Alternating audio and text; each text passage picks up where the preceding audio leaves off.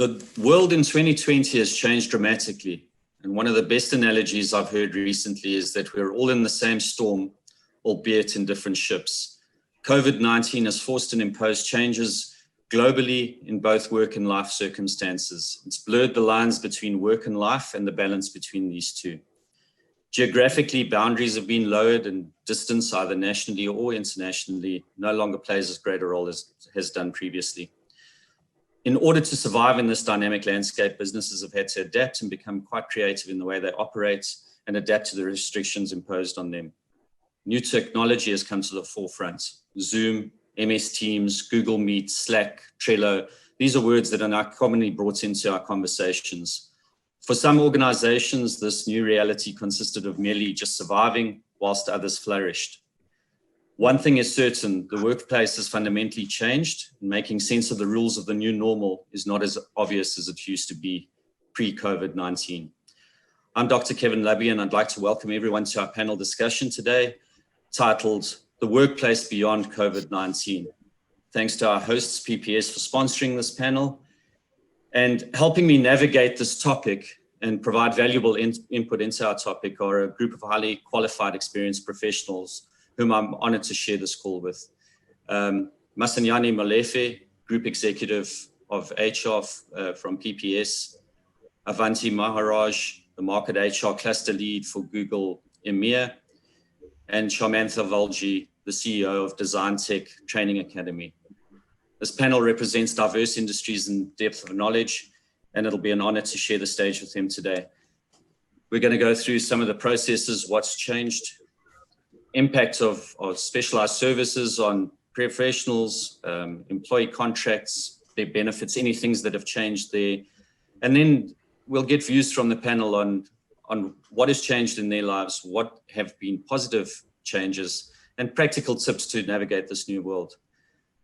So let's start. And I'll start with Masenyane first. So for you, Masenyane, what are some of the changes you as an executive and your organization have experienced during COVID-19? Thanks, Kevin. Sure. I think the real question is what hasn't changed, because literally everything has changed. If I think from everything from the HR value chain, from the way we hire, the way we onboard people, the way we exit people, just about everything. We're now interviewing, we've had to learn to interview virtually. We've literally had people who've started during these last 5 months that we still haven't met. They went to the office once to collect the laptop. They have been onboarded virtually. They are performing virtually. They are, well, as I said, right up to hosting virtual farewell parties. We're also starting to do video interviews, but everything that in the HR scope, obviously, we have had to do and move into doing those things virtually. So yeah, it's everything has changed. And have those changes been positive ones that you've had, or are there some? Let's take the onboarding as an example. I know that in your industry, there's so the need for face-to-face meetings is not necessarily one that you'd have, but changes, have people adapted to them? Is it an easy way to assimilate new employees into the organization? So, we keep checking in with new employees because, obviously this is very new, something we had not anticipated. It's not ideal. We would have wanted still to onboard people face-to-face, in the old world, give them a good handshake, really give them a good welcome to PPS. But yeah, I mean, the adjustment, certainly from our own staff, right at the beginning of the lockdown was quite hard, people just not understanding how, because I think it was hard, but what made it good at the beginning was we all thought it was going to be just for a month, Now 5 months in, 5 months today, by the way, we now know that, this thing is just going to go on and on for, for who knows how long. But yeah, the adjustment hasn't been easy, but I think slowly as we go through the months, it started getting easier for all of us as we get used to the fact that this might be it in terms of this might be the way we work going forward post-COVID. Avanthi, bringing you into this conversation, you work for Google, a tech company. Majority of your employees probably used to working remotely. Is that a fair comment? So it has not much changed for you, or lots of changes? Sure, thank you so much. Sure, I wish we had a playbook for how to actually manage this. Probably a year ago would have been ideal, but I think definitely there has been some activities that we need to basically be a little bit ahead of the curve on. So we have staff that absolutely do work from home that's a bit more unstructured. However, with making sure that our teams are actually prepared and ready. This has been an amazing learning curve and journey for us over the past 6 months. We did try to get a little bit ahead of the curve in March when we asked staff to basically stay at home and start preparing for a bit of the long haul. But I think we were always very careful and very committed to make sure that how we approach the coming months is with basically a sense of calm and responsibility, because we have so much of the world depending and counting on us to basically make sure that both staff and information is managed responsibly. Wow, that makes sense. And then Sharmantha, you're in the training industry and usually it was instructor-led training. Was that always the case for your organization, or is that completely different? We're now online wherever you go, whether you Google, whether you go into LinkedIn, there's always courses that are on offer at this stage. Has your business changed at all? Thank you so much, Kevin. So what has actually happened with DesignTech is we were quite fortunate, Kevin. Last year, sometime, we ran virtual instructor-led training with a global company. So when COVID came along in March of this year, whilst a lot of companies were trying to figure out what do we do, where to from here, we sort of already had this plan going that, virtual instructor-led training. And a few months ago, the talk of the town would have been online training, used by means of an LMS, where you can actually measure performance, and it's purely online with activity. And what we've done is we've said, okay, we've done this already last year. A lot of the training that we've done this year during COVID is all virtual instructor-led training. So it has been a steep learning curve because we've only done virtual instructor-led training once last year, and even had the experience, or rather expertise around it, rather steep learning curve. And we've had to make a lot of adjustments to sort of satisfy that requirement for clients. And having said that, we've received lots of responses toward virtual instructor-led training. So, I was saying a little earlier, maybe a few years ago, we would have anticipated this change. Maybe in 2050, virtual instructor-led training, augmented reality, holograms. Guess what? We are here. There's no going back. A few years ago, the hype around digitization and organizations saying, we need to go digital. And COVID has come and it's given us absolutely no opportunity to turn back. It's either evolve or die off. So it's forced change on all organizations. You can't help it. So how then do you make sure that your employees now in this COVID world and post-COVID, and Masenyane directed at you, how do you make sure that they are not blurring the lines between their work-life balance, and how do you make sure that they're still performing as you would want them to? Has it changed from a parent-child relationship in some cases to an adult-adult relationship in work, where there's a lot more trust required, a lot more responsibility and accountability for them? Your thoughts on that? Absolutely. Yeah, no, absolutely. So, it's interesting that in these last 5 months, people have reported how they are more productive, how they are working longer hours. So we did start getting worried about, people were setting up meetings on public holidays, Saturdays, because especially at the beginning of the lockdown when nobody was going anywhere. So there was this view that nobody's going anywhere anyway. So, let's set up might as well work. On the Saturday. Might as well work, yeah. But yeah, we are concerned about burnout. We are concerned about mental health that people are going through.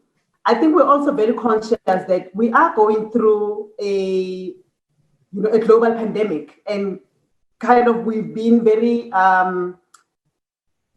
intentional in saying, we must also just be very conscious about that, and almost to say, is it really reasonable to expect people to show up and be 100% productive as we would want them to be?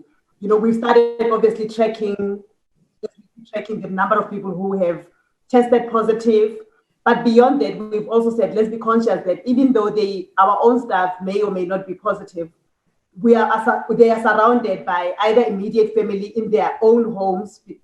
They could have people who are self-isolating, who are in hospital, immediate family members, friends and family as well. So we are very conscious of that, this is not just people working from home as in 2019, when we were not going through a global pandemic. We are going through a huge international trauma as a people. So we've had to also just realize that that is what people are going through.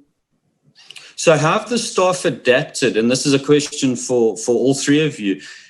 How have your employees adapted to this blurred line where you now have your work that is completely intrusive in your social life, in your personal space, that you can't get away from it now?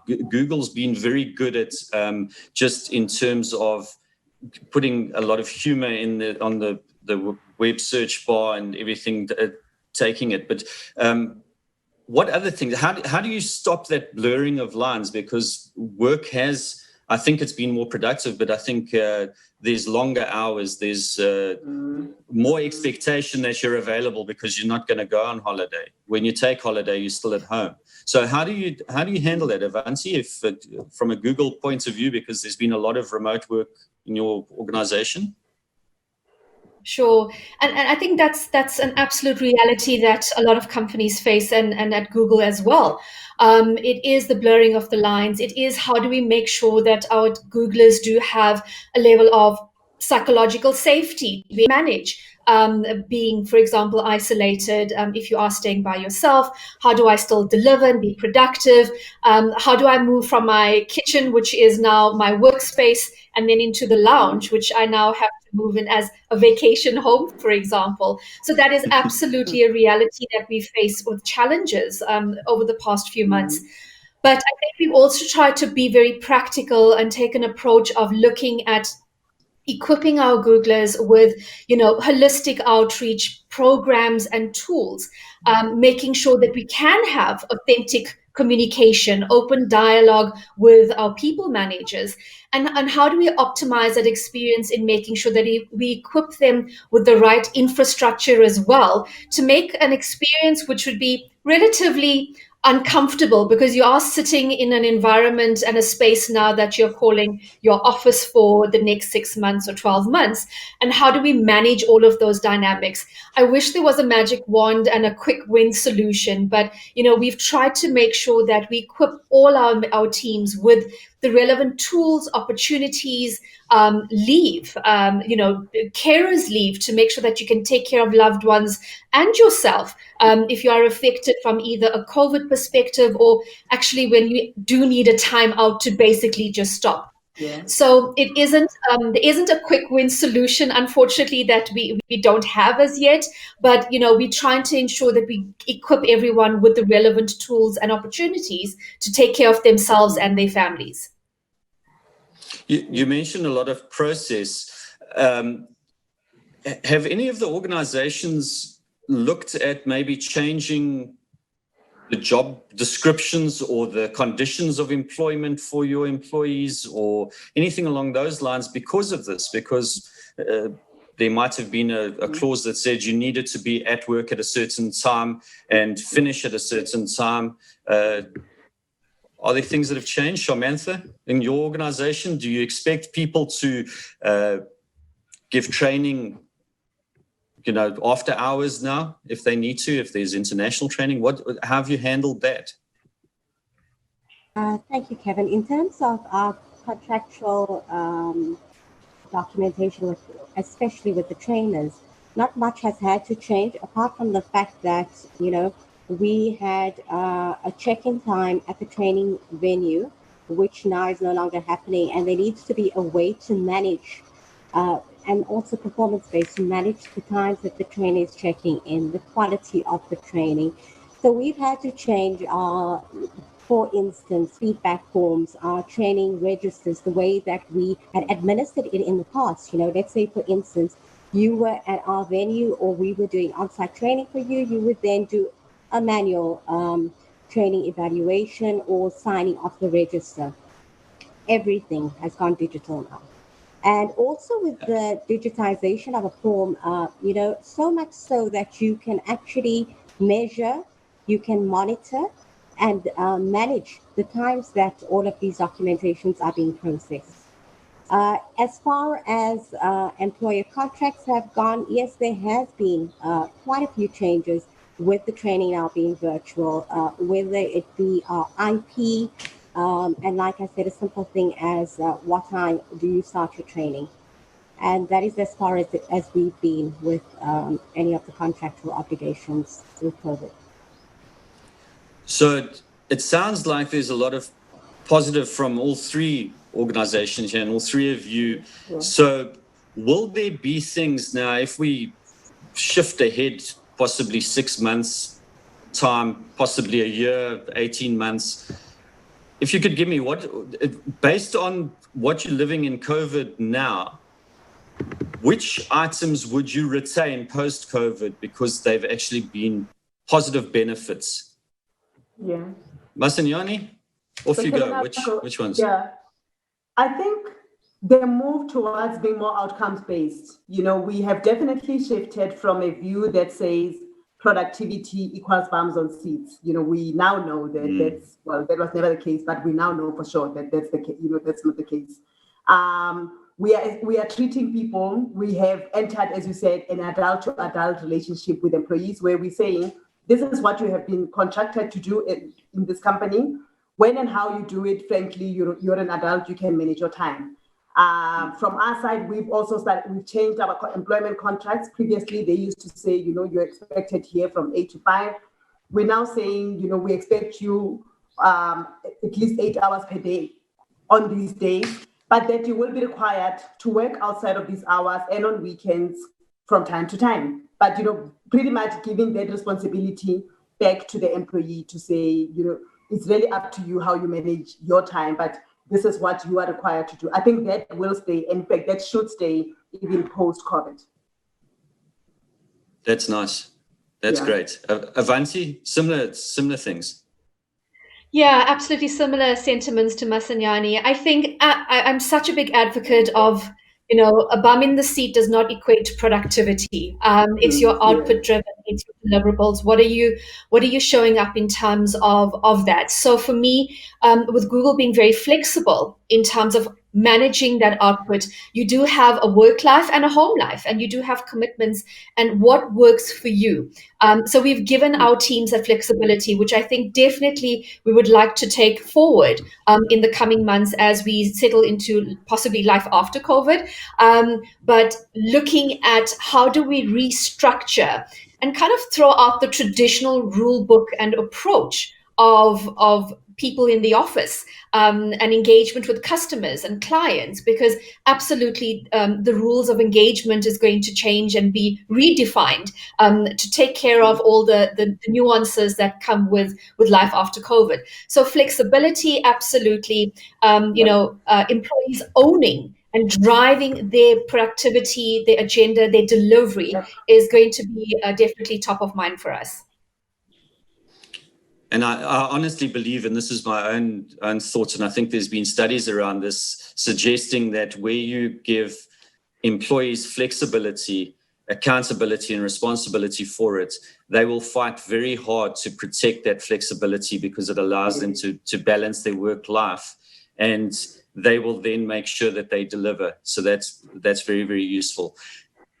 In terms of practical tips, moving on to that, what are the practical tips for those HR executives, those, or just any executive at this stage, but primarily sort of HR executives who are used to face-to-face with their employees, with their workforce, dealing with them? How do you then handle this now where everything is virtual? What are your tips that have worked really well with you and your workforce at this stage? And maybe start with Sharmantha first. What have you experienced there? What tips do you have for our audience today? Thank you, Kevin. I'm a big fan of a coaching culture, and with the coaching culture, even pre-COVID, rule number one is check in with employees. So I don't think that has really changed. Set up a 10-minute, how's it, how you doing, catch-up call, get a feel for where the person is at. I'm a big fan also of the softer touch. And having said that, one of the big skills that we are missing to fulfill that gap is skills development, leadership development, as well as employee wellness, understand your employees. I think that is actually fundamental at this stage. Checking in, people are going through lots of different emotions, a lot of different situations. Yes, we are all going through the same thing. However, our comfort levels are quite different. And so checking in every now and again. And also, it gives that person a sense of belonging, a sense of, I am an asset and I am valued. Thank you. So those virtual coffees, I think, are essential because it allows you a 10-minute call just to catch up in the day, which is great. I think there's also, I suppose that could extend to any executives. You now have an audience where everybody can log in. You can reach your audience with messages from executive CEOs, MDs. You've got that. You can record any of the important meetings or broadcasts, or in America, since we're now going through the elections with them, their town halls that they have. It's similar things to that, which is important. Avanthi, your tip? Or tips, plural? I think absolutely a huge advocate of communication. And the reality that we face is we are going to have employees that are dealing with multitude of emotional, psychological, physical challenges in their daily lives. And I think having that real one-to-one communication from a proactive perspective. So, for example, if you know somebody is coming back from maternity leave, a proactive approach would be a month or two before the person comes back, check in. It's a 10-minute call just to give this person a sense of comfort of how are you doing? What's happening? Here's the way things are going to pan out. It's literally a touch point of we understand what challenges you might face coming back into the workplace. So keep that engagement and dialogue. So for me, communication, authentic communication, and manager interaction is very important. Absolutely, HR will be able to support you from an infrastructure, a tool perspective, a guidance perspective. But as employees, you do look to leadership and managers to say, what is the direction that I'm taking from you as well? So if you're a manager, definitely regular proactive check-ins and have fun. This is a tough time that we're in. Do you have your lunch and learns or your coffee cup breaks, or have a team building with maybe a bake-off and do a bit of a master chef thing possibly, but just to make sure that you have that bit of a balance in a really, really tough time. And those are very practical approaches which sometimes you lose sight of when you're working 18-hour days or longer.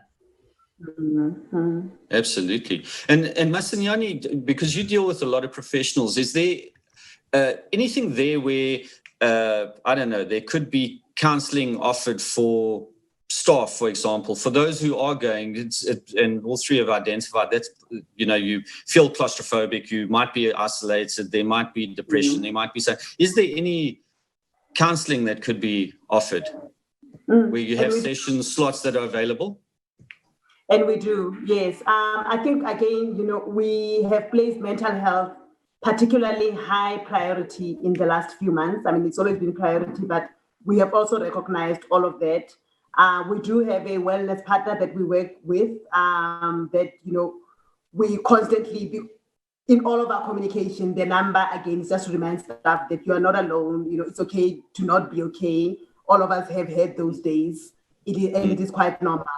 Some of the good things that have come through is that we are checking in. People are feeling that, wow, the organization is checking in with me as a person, much more so than in the, let's call it the physical world or, in the other world. And that's something that we would want to stay. I think for us, it's also, we've had lots more sessions company-wide, which have broken down geographical barriers, which have broken down business unit silos, which I know many organizations struggle with, where, people are saying, wow, I'm really feeling part of this family. I'm really feeling part of this, it's no longer just things done by or for head office people at a small session at head office. But whenever we have a session now, and we have a lot of those, it's across the company, and it's so good to get people from the regions having a voice. I think for me as well, we've had to rely a lot on our values of saying people, we are going to trust people to do the right thing. We are going to trust people to take extreme ownership of whatever they are meant to or expected to deliver. But I think this has been a time as well where we've really relied on our values as our anchors, because there has been so many questions and so many moments where we are faced with questions to say, do we do this, do we do that? And staff have come to us to say, should I do this, can I do this? And what we've said is that let's empower you as long as it meets and fits is an alignment with our values, then it's fine. But yeah, more than anything, the adult to adult relationship is really what we're pushing. But lots of positives that we are seeing, and that should stay. Yeah, I think I love the idea of the fact, usually team buildings need to be something where everybody's together. And yet I've been through one now where simple things, because everybody's there, changing of your green screen background to something that's the most creative green screen background, because it says a lot about people, and you learn a lot about people by what they put in their background or what they say, or just the backgrounds where they are, their life. Because essentially I've learned about a couple of colleagues. The one is an avid musician. Didn't know that before we had the lockdown. Just somebody who loves playing the guitar and playing the drums. Didn't know that. You learn musical taste. You learn foodie things. It's amazing. You get to meet, and one of our meetings was delayed by 15 minutes purely because we got to speak to one of the toddlers that came into the meeting, and everybody was oohing and ahhing about that. So I think it's a wonderful opportunity to learn more about your colleagues, your employees, everything, which is correct. For me is a wonderful thing. Sharmantha, is there anything you'd like to add? Yeah, I've had lots of funny moments around these calls. Recently, I had a call with somebody in the UK, and I've got a Steffi, and I was knee deep in this conversation, and all of a sudden, gate was open, dog pounces on me, and Rocky, and the person on the other end has got all of her cats on her lap, and she's like, "Chick, we are all animal people." And I felt it was so nice because, in the past, if you want to call with a mate from work, that would be then intrusive. It wasn't acceptable. And now I find that even if your kid is shouting out the back, people are okay with it. We've now adjusted. This is the way of life, and we on it. It's the acceptable normal now, I suppose. Yeah. Which is great, and it gives a whole lot of empathy and humanity to people where they're not just numbers anymore. I think I shared earlier before we started an event where it wasn't so great for the project manager, but because we're working across different time zones, our project manager fell asleep during one of the Zoom calls with his video on. I wouldn't expect that, and I wouldn't tell anybody to do that as a practical tip, but certainly it was something that was a lighter moment. I think working too hard on that side. Before we wrap up, is there anything else that you'd like to add, share, words of encouragement, positive last final thoughts that you have around this? I suppose things of I don't know how to put this. Maybe words of encouragement, words of wisdom, experience. Avanthi, you go for it. What's final thoughts on experience for those out there, your colleagues and other? Sure. Thank you so much, Kevin. I think just my final thoughts is that, I think it's a responsibility of all of us to demonstrate care, empathy, compassion, and basically during this really difficult and uncomfortable time, try and foster a level of inclusion and also create an environment with a team, a virtual team of psychological safety. And to Masenyane's point, use your values as your guiding points in how you manage your teams. And I think for me, that's really important. And the last thing for me is ask for help. I think if you have a level of comfort that you can go to your manager or to HR or to EAP to ask for help, it doesn't make you any of a lesser person. And for me, that is been a very critical juncture in our learnings over the past few months. It's lovely. Sharmantha, your final thoughts? My final thoughts are from a business perspective. I know it's been a very difficult stage for any business owner. What I want to say is in every challenge, there lies an opportunity. Currently, from a digital perspective, for all businesses, there are ways and means that you can adjust your business, look at it as a strategic pivot. There's a lot that you can do. And as Avanthi said, this is a period where we should practice the culture of caring. You need help, shout. We are all going through mostly the same thing. And I wish everybody well. That's lovely. Masenyane, over to you. Final thoughts. Yeah, so, I keep saying that for all of the distraction that this virus has brought, I think we are going to come out of it very thankful for the change to a better world that is going to land us with. I think it's absolutely the catalyst we've been waiting for. Everything from, if you think about the digital transformation that is, fast-tracked in many, many organizations. And from an HR point of view, just bringing humaneness back to working. The fact that we don't see people anymore just as employees and, as this and that title. We now understand that we're all more than just the title. We are mothers, we are wives, we are all of the roles, because we are now literally into people's homes on a daily basis.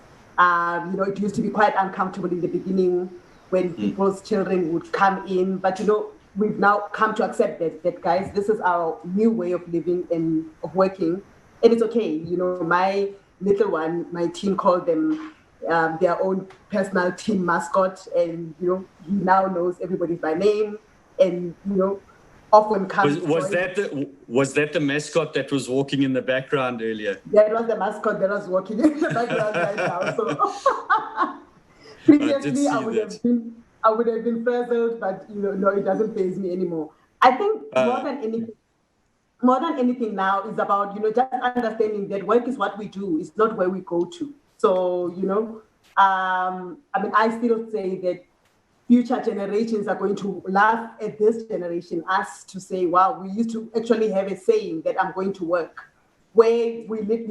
I would go to work with this very laptop, I would come home with this laptop and go to work with the same laptop, and endure hours in traffic, etc. So I think it's definitely going to land us in a better space where that madness really, and that it boggles the mind how we allowed ourselves to live like that for so many years. But that's all behind us. Force change, and if you can embrace it, that always works. Thanks, everyone. That was awesome. Really appreciated the inputs and the insights that you have, and look forward to taking questions in the breakaway room.